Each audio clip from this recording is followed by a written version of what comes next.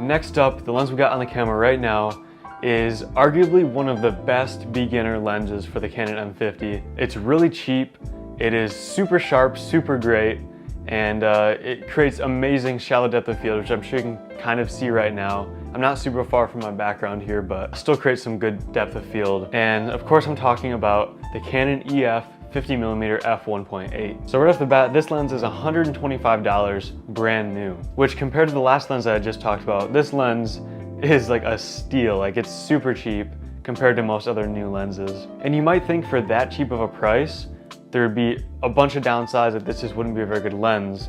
But honestly, I don't even know if I have a downside to this lens. This is definitely one of my favorite all-around lenses for any Canon camera.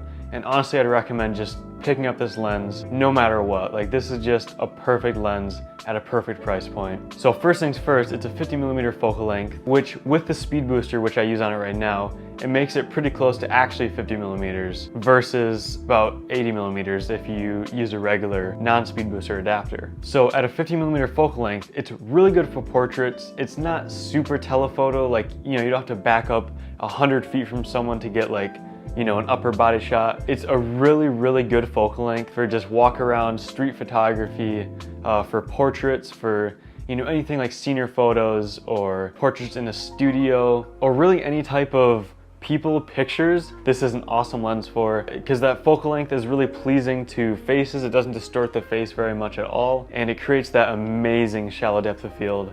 Right now I'm at f2, so I'm not even as low as it goes, and the background's still kind of just washed away into blurriness. I mean, it looks super good. And it is seriously like hard to take a bad photo or video with this lens. I really don't know if there's anything bad I can say about this lens. It's really sharp.